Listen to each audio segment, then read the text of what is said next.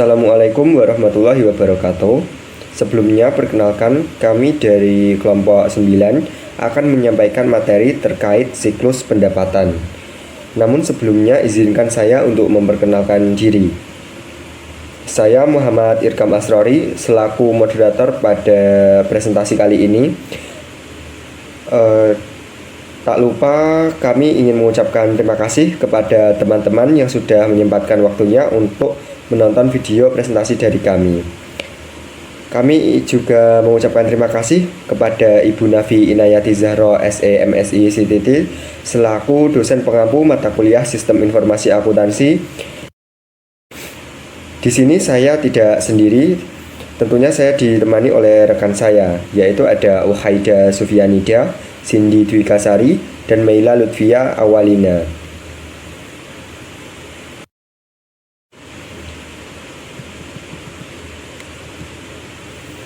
Baik, di sini saya akan langsung menjelaskan terkait siklus pendapatan. Jadi siklus pendapatan merupakan serangkaian kegiatan yang berulang kali itu dilakukan dengan menggunakan pengolahan informasi yang ada hubungannya dengan penyerahan barang atau jasa maupun penerimaan kas dari penyerahan barang atau jasa tersebut. Siklus ini biasanya mencatat 4 aktivitas utama ekonomi, yaitu ada penerimaan pesanan yang dicatat menggunakan aplikasi pengolahan pemesanan. Yang kedua ada pengiriman yang dicatat menggunakan aplikasi pengiriman. Yang ketiga ada penagih kepada pelanggan yang dicatat menggunakan aplikasi penagihan. Yang keempat atau yang terakhir ada penerimaan kas yang dicatat dari pembelian pelanggan melalui aplikasi penerimaan kas.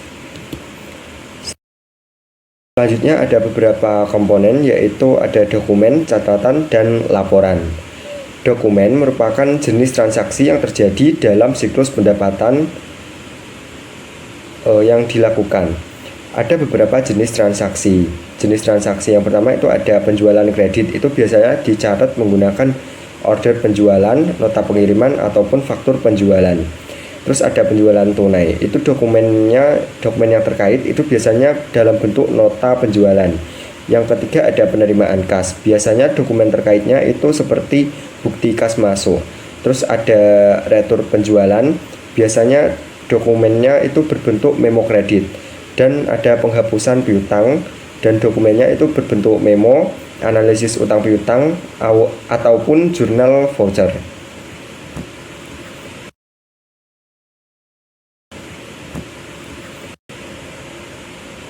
Ada 3 laporan yang dihasilkan, yaitu laporan kontrol, register, dan laporan khusus. Laporan kontrol sendiri itu dihasilkan berkali-kali melalui sebuah file. Laporan ini berisi transaksi yang telah diposting, lalu jumlah angka atau nomor transaksi, lalu daftar perubahan yang dibuat selama pemeliharaan file.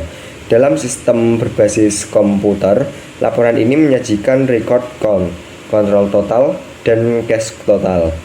Petugas pengawas data biasanya itu mengkaji laporan ini dan membandingkan total tersebut untuk menguji bahwa semua perubahan terhadap file telah dilakukan secara tepat.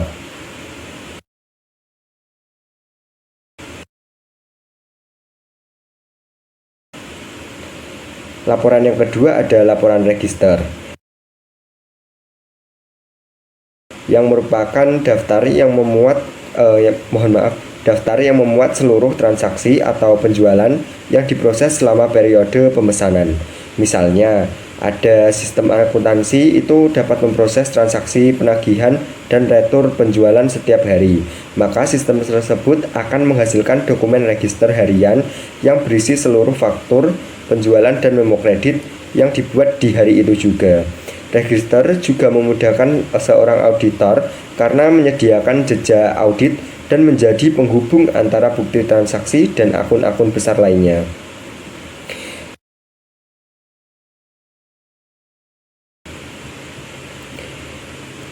Yang selanjutnya ada catatan akuntansi yang diselenggarakan oleh perusahaan untuk melaksanakan siklus pendapatan ini. biasanya itu tergantung pada alat yang digunakan untuk mengelola data transaksi. Jika pencatatan itu secara manual, maka catatan yang diselenggarakan itu ada 3. Yang pertama ada buku jurnal yang mencakup jurnal penjualan, yaitu pencatatan transaksi penjualan secara kredit. Jurnal memo kredit yaitu jurnal untuk pengembalian barang yang dijual atau pemberi potongan penjualan. Jurnal penerimaan kas untuk mencatat penerimaan. Yang kedua ada akun pembantu piutang dagang yang merupakan akun yang digunakan untuk mencatat piutang kepada setiap pelanggan. Yang ketiga ada akun buku besar yaitu piutang dagang yang digunakan untuk mencatat bertambahnya piutang karena penjualan kredit dan berkurangnya piutang. Kas itu digunakan untuk mencatat bertambahnya kas karena adanya penjualan tunai atau pelunasan piutang dagang.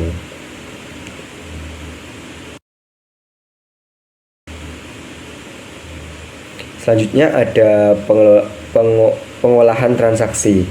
Pengelolaan transaksi itu dibagi menjadi 2. Ada yang menggunakan sistem manual dan berbasis komputer. Kalau menggunakan sistem manual, maka prosedurnya ada 3. Yang pertama ada prosedur penjualan kredit. Yang kedua prosedur penerimaan kas dan pelunasan piutang. Yang ketiga ada prosedur penerimaan kas dan penjualan tunai. Yang sistem berbasis komputer ada 4 prosedur. Yang pertama ada prosedur pemesanan penjualan, yang kedua ada prosedur pengiriman barang, dan yang ketiga ada prosedur penagihan, dan yang terakhir ada prosedur penerimaan kas. Selanjutnya ada aktivitas pengendalian transaksi penjualan. Jadi aktivitas pengendalian transaksi penjualan ini itu mencakup otorisasi terhadap transaksi penjualan, pengamanan terhadap aktiva dan catatan, pemisahan tugas, dan penggunaan dokumen dan catatan yang memadai. Bisa dilihat dari tabel. Dalam aktivitas otorisasi transaksi, manajer penjualan itu akan mengotorisasi pelanggan lama yang memiliki riwayat kredit bagus, dan manajer kredit menyetujui permohonan kredit oleh pelanggan baru atau pelanggan lama yang bermasalah. Aktivitas yang kedua ada pengamanan terhadap aset dan catatan. Jadi, pesanan hanya dapat dipenuhi setelah dibuatnya surat order penjualan. Kuantitas barang dihitung secara independen dan barang hanya dikirimkan ke pelanggan setelah diterimanya tebusan order penjualan dari bagian penerimaan pesanan. Aktivitas yang ketiga ada pemisahan tugas. Pada bagian ini ada 3 pembagian. Yang pertama ada bagian penerimaan pesanan dan bagian kredit. Yang kedua ada bagian gudang dan bagian pengiriman. Dan yang ketiga ada bagian piutang dagang dan bagian buku besar. Dan aktivitas yang terakhir adalah dokumen dan catatan yang memadai.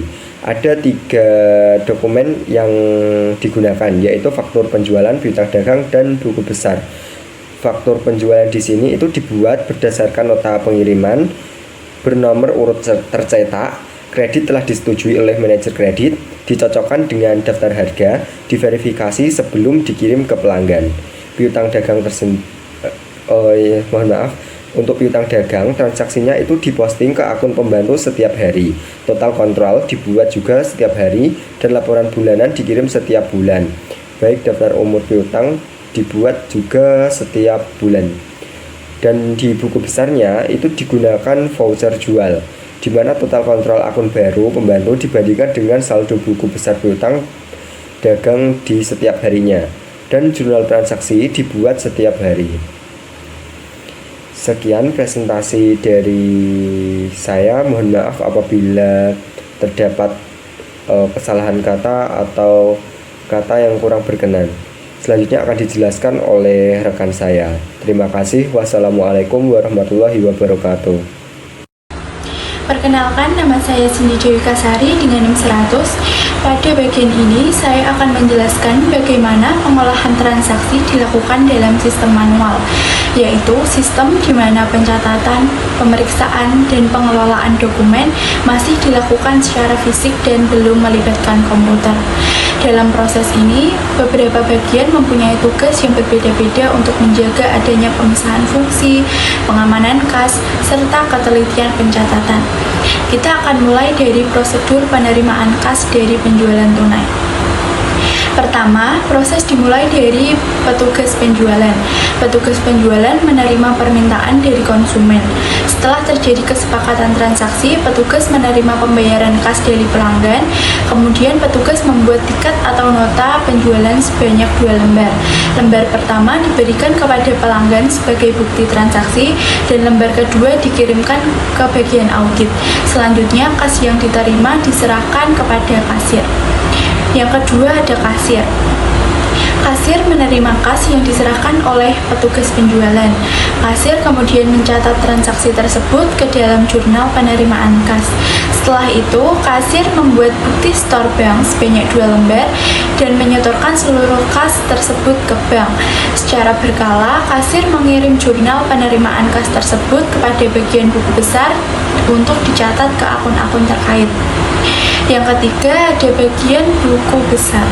Bagian buku besar menerima rekap jurnal penerimaan kas dari kasir. Setelah menerima rekap tersebut, bagian buku besar melakukan posting ke akun-akun buku besar agar catatan perusahaan tetap lengkap dan terupdate. Yang terakhir ada bagian audit.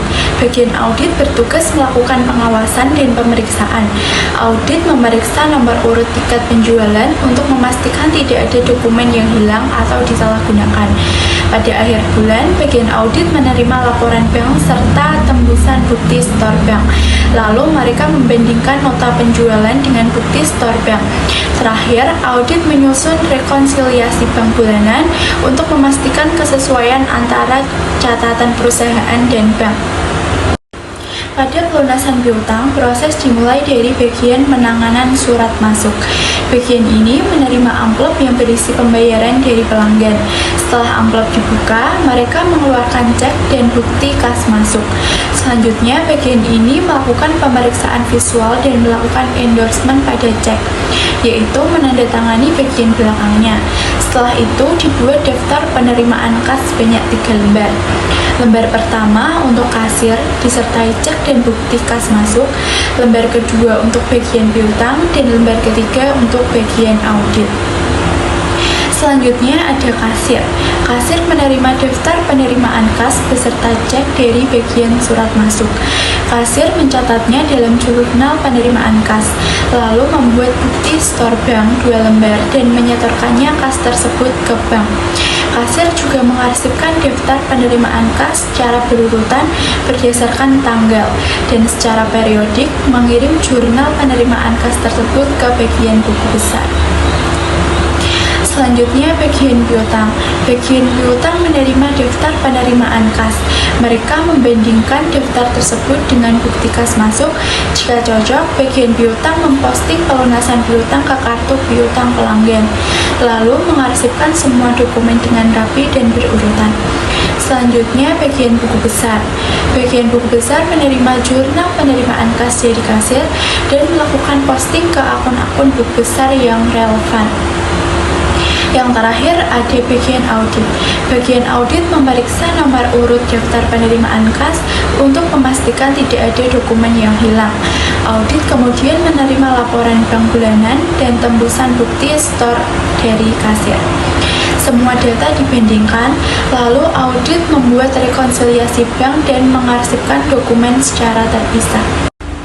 Selanjutnya, aktivitas pengendalian untuk transaksi penerimaan kas mencakup otoritas terhadap transaksi penerimaan kas, pengamanan terhadap kas atau cek, pemisahan tugas, dan penggunaan dokumen dan catatan yang memadai. Untuk pengendalian penjualan tunai, otorisasi transaksi dilakukan dengan memberi tanda otorisasi pada harga jual. Dalam hal pengamanan aset dan catatan, semua kas harus disetorkan ke bank setiap hari dan belangko bukti store harus diamankan agar tidak disalahgunakan. Pemisahan tugas juga harus dijaga, misalnya bagian pelayanan penjualan harus dipisahkan dari kasir, dan kasir harus dipisahkan dari bagian buku besar. Dokumen dan catatan yang digunakan harus memadai. Nota penjualan harus dibuat sebelum pelanggan diminta membayar. harus bernomor urut tercetak, dan harus dilakukan kontrol total setiap shift serta setiap hari. Penjumlahan data penjualan harus dilakukan setiap hari, dan buku besar harus menggunakan voucher jurnal standar. Kontrol antara buku pembantu dan akun kontrol harus dilakukan setiap hari, dan jurnal transaksi harus dibuat setiap hari. Untuk pengendalian pelunasan piutang, setiap penerimaan kas harus diotorisasi.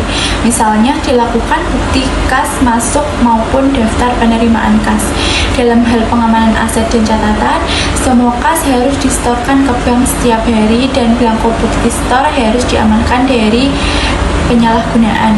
Pemisahan tugas harus dilakukan secara lengkap, yaitu antaranya bagian surat masuk dan bagian kasir, bagian surat masuk dan pemegang buku pembantu piutang dagang, bagian kasir dan pemegang buku pembantu piutang dagang, bagian kasir dan bagian buku besar, serta pemegang buku pembantu piutang dan bagian buku besar piutang. Dokumen dan catatan yang digunakan harus memadai. Daftar penerimaan kas dibuat oleh bagian surat masuk segera setelah amplop pelunasan dibuka dan harus bernomor urut tercetak. Posting pelunasan piutang harus dilakukan setiap hari. Total kontrol harus dibuat setiap hari. Laporan pelanggan bulanan harus disusun dan dikirim setiap bulan. Buku besar harus menggunakan jurnal voucher standar, dilakukan kontrol total, dan membuat jurnal transaksi setiap hari. Selanjutnya kita masuk pada aktivitas bisnis pertama dalam siklus pendapatan pada sistem berbasis komputer, yaitu penanganan pesanan pelanggan. Aktivitas ini mencakup proses dari pesanan diterima hingga order siap diproses oleh sistem.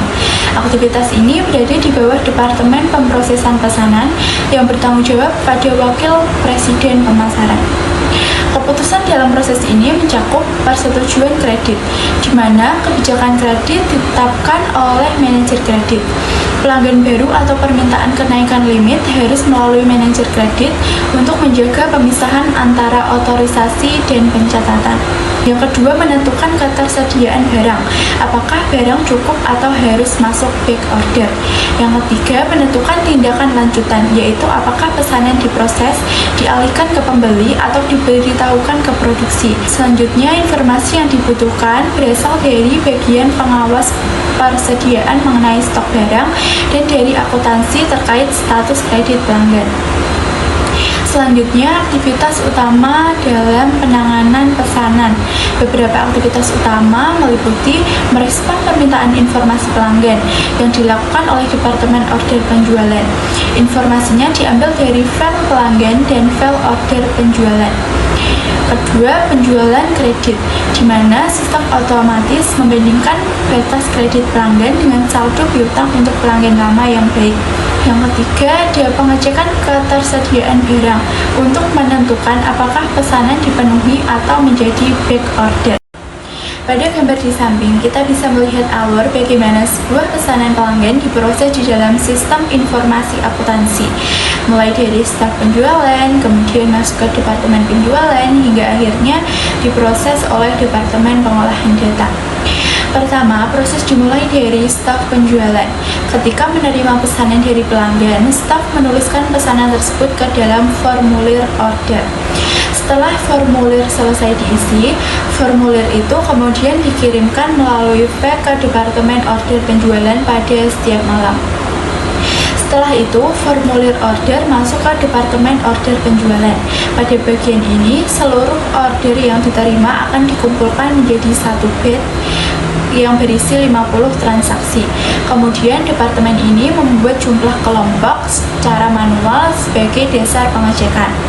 Setelah itu barulah dilakukan entry data ke komputer yang mencakup nomor akun pelanggan, nomor petugas penjualan, kode produk, kuantitas produk, dan tanggal pengiriman yang diminta. Selanjutnya, data yang sudah dientry akan diproses oleh Departemen Pengolahan Data. Pada tahap ini, program edit dijalankan untuk memeriksa keakuratan data. Sistem melakukan pengecekan validitas nomor akun pelanggan dan nomor persediaan, memastikan field numerik terisi benar, melakukan uji kewajaran terhadap kuantitas pesanan dan tanggal pengiriman, serta memeriksa kelengkapan seluruh elemen data. Pesanan yang tidak memenuhi syarat akan masuk ke laporan error. pesanan yang lolos dari program edit, kemudian digabungkan melalui program penggabungan kelompok, dan selanjutnya diproses oleh program pemrosesan order penjualan. Sistem akan menghitung penjualan, membandingkannya dengan batas kredit pelanggan, serta memeriksa ketersediaan persediaan. Jika semuanya sesuai, pesanan dilanjutkan ke tahap berikutnya, dan sistem mengeluarkan keluaran seperti laporan penolakan kredit, picking tiket, file back order, file open sales order, serta order penjualan. Pada gambar di samping merupakan contoh dokumen order penjualan yang dihasilkan setelah transaksi dinyatakan valid oleh sistem. Setelah order penjualan dicetak, bagian yang memproses dokumen ini adalah Departemen Order Penjualan. Pertama, departemen ini akan menerima hasil perhitungan jumlah kelompok, kemudian mencocokkannya dengan perhitungan manual yang mereka buat sebelumnya. Jika ditemukan perbedaan antara kedua total tersebut, maka dilakukan pembetulan. Setelah sesuai, kedua dokumen itu kemudian diarsipkan berdasarkan urutan tanggal. Selanjutnya, Departemen Order Penjualan akan menerima dokumen order penjualan yang sudah dicetak sebanyak 4 lembar. Keempat lembar ini memiliki fungsi yang berbeda dan harus didistribusikan ke bagian-bagian terkait. Lembar pertama dikirimkan ke Departemen Penagihan sebagai dasar pembuatan faktur penjualan. Lembar kedua dikirimkan kepada pelanggan sebagai tanda bahwa pesanan mereka sedang diproses. Lembar ketiga diberikan kepada Departemen Pengiriman dan berfungsi sebagai packing slip, yaitu dokumen yang digunakan untuk menyiapkan barang yang akan dikirim. Sedangkan lembar keempat disimpan di Departemen Order Penjualan sebagai arsip, yang disusun menurut abjad nama pelanggan. Yang terakhir ada peluang pemanfaatan teknologi informasi. Untuk meningkatkan efisiensi, beberapa teknologi dapat digunakan seperti online processing yang memungkinkan staf penjualan mengentri data langsung dari lapangan dan kesalahan input dapat langsung diperbaiki saat terjadi. Yang kedua, email untuk mempercepat penerimaan order dan mempercepat penyebaran informasi harga dan promosi ke seluruh staf pemasaran.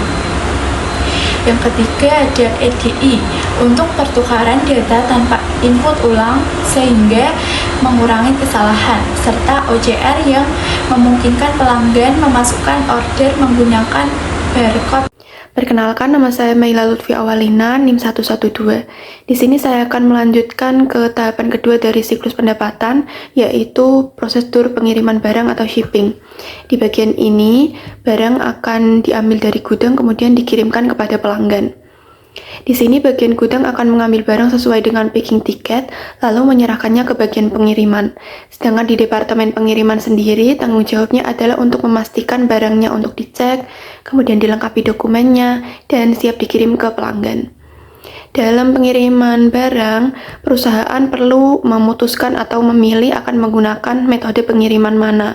Apakah menggunakan alat angkut atau kendaraan milik perusahaan sendiri, ataukah menyerahkannya ke jasa ekspedisi. Jika menggunakan jasa ekspedisi, perlu untuk memperhatikan tingkat ketepatan waktu pengiriman dan juga tingkat kerusakan barang dari ekspedisi tersebut. Di bagian pengiriman sendiri juga membutuhkan informasi lengkap dari bagian order penjualan dan gudang supaya tahu barang apa yang akan dikirim dan dikirimkan ke alamat mana. Proses pengiriman barang dimulai dari packing tiket yang dicetak dari bagian order penjualan. Kemudian gudang mengambil barang sesuai dengan tiket, lalu menyerahkan barang dan tiket tersebut kepada bagian pengiriman. Nah, di bagian pengiriman ini, barang akan dicek lagi secara fisik sebelum akan diproses lebih lanjut. Selanjutnya yaitu alur pengiriman barang. Yang pertama ada di Departemen Pengiriman. Langkah yang pertama yaitu menerima tembusan order penjualan, kemudian mengarsipkannya sesuai dengan urutan nomornya. Setelah itu akan menerima barang dari gudang bersama dengan packing tiketnya. Kemudian tahap kedua, petugas akan menghitung barang secara fisik dan mencocokkannya dengan packing tiket dan juga slip pengepakan yang ada pada lembar ketiga order penjualan. Tahap yang ketiga, data pengiriman akan dimasukkan ke sistem melalui terminal online untuk memastikan datanya valid dan lengkap. Setelah datanya masuk, maka akan beralih ke Departemen Pengolahan Data. Departemen Pengolahan Data akan menjalankan program untuk memperbarui persediaan dan mencetak dokumen pengiriman, yaitu surat muat atau Bill of Lading. Dokumen ini berisi tentang detail pengiriman dan menjadi bukti resmi pengiriman.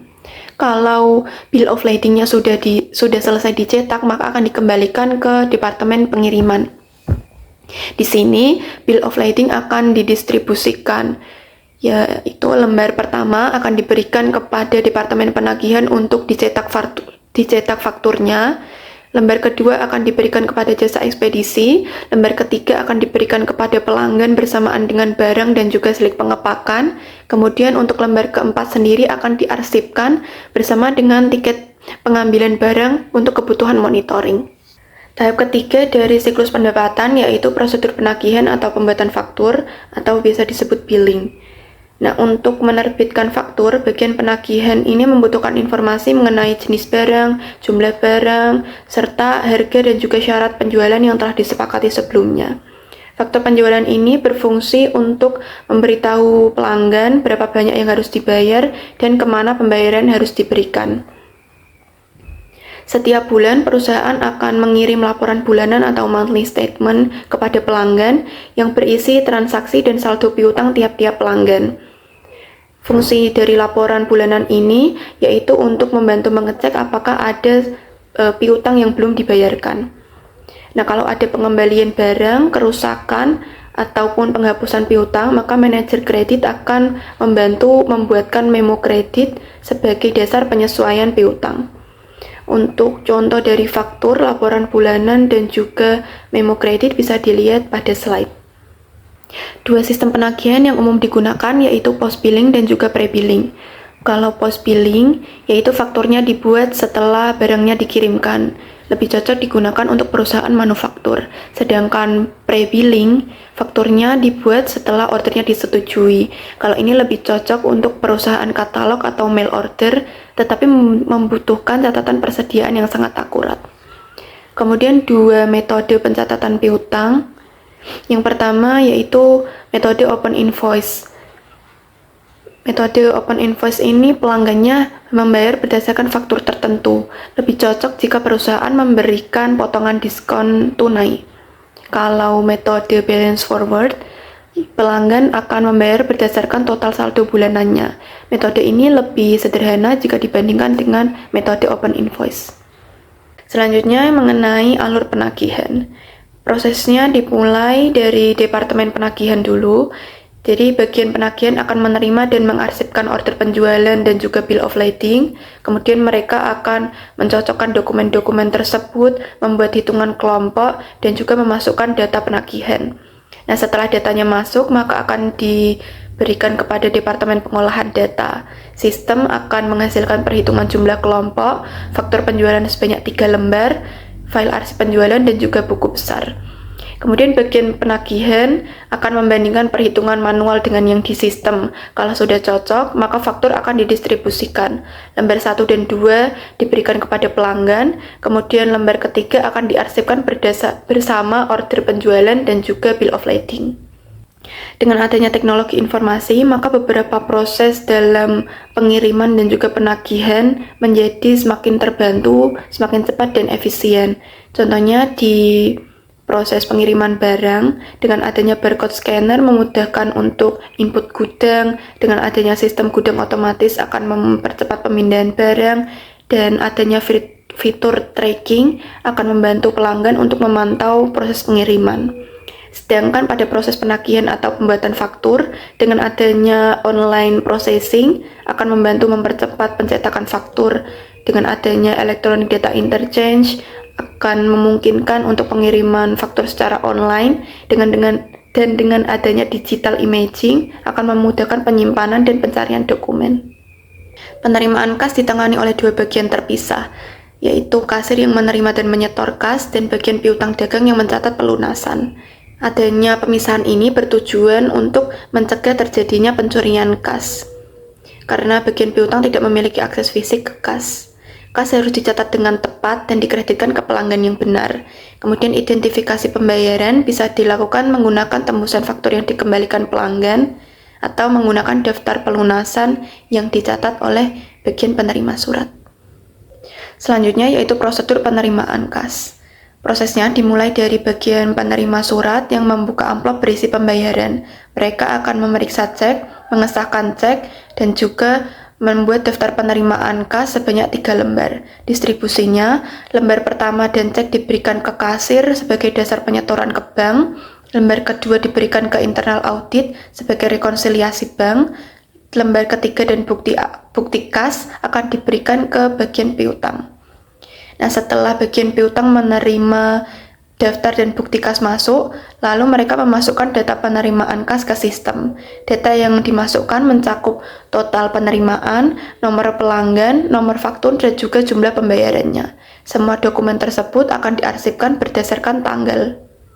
Sekian dari saya. Untuk tahapan prosedur penerimaan kas lainnya akan dilanjutkan oleh teman saya. Sebelumnya, perkenalkan, nama saya Wahida Subianida, NIM 2024-120-99. Di sini, saya akan menjelaskan mengenai prosedur penerimaan kas dan juga menjelaskan tujuan, ancaman, dan prosedur pengendalian. Setelah bagian piutang, selanjutnya yaitu ke bagian Departemen Pengolahan Data. Departemen Pengolahan Data bertugas memeriksa kebenaran data penerimaan kas melalui pengecekan nomor pelanggan, nomor faktur, dan nilai pembayaran. Kemudian itu dicocokkan dengan total data pembayaran sebelumnya. Setelah data dinilai valid, bagian ini memperbarui catatan piutang dengan mengkredit akun pelanggan, menandai faktur sebagai lunas, dan memperbarui riwayat penjualan.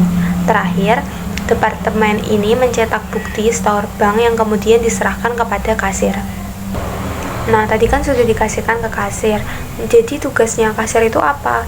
Kasir itu tugasnya menerima daftar penerimaan kas, cek, dan 2 lembar bukti store bank. Kemudian mencocokkan dan memverifikasi seluruh dokumen tersebut. Setelah itu, kasir menyetorkan uang dan bukti setor ke bank, juga mengarsipkan daftar penerimaan kas berdasarkan tanggal. Sementara, 1 lembar bukti setor itu dikirim bank ke audit internal untuk rekonsiliasi bulanan. Pada bagian piutang, setiap bulannya bagian ini akan membuat dan mencetak laporan keuangan bulanan dan mengirimkannya kepada setiap pelanggan. Kemudian ada juga peluang penggunaan teknologi informasi. Nah, perusahaan ini dapat mempercepat proses penerimaan kas dengan memanfaatkan teknologi seperti lockbox dan Electronic Fund Transfer atau EFT.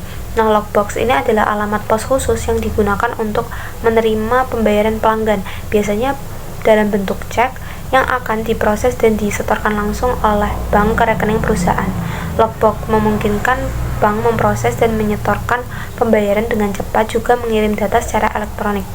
Melalui lockbox elektronik, informasi pelunasan itu diterima segera dan perusahaan dapat mencatat pembayaran lebih awal. Sistem ini mengurangi keterlambatan pengiriman melalui pos.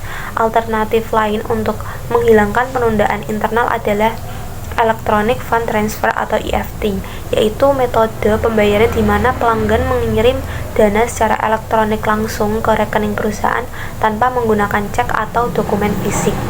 Cara ini menjadikan penerimaan kas itu menjadi jauh lebih cepat dan dana segera tersedia tanpa perlu inkaso atau pengiriman cek. Berikut adalah flowchart prosedur penerimaan kas.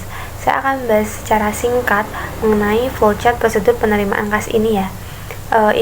Proses ini dimulai dari pelanggan yang mengirimkan cek dan remittance advice atau surat pemberitahuan pembayaran. Nah, dokumen ini pertama kali itu diterima oleh bagian surat masuk.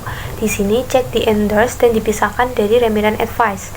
Cek akan diteruskan ke kasir, sedangkan remittance advice ini dikirim ke bagian piutang untuk kebutuhan pencatatan.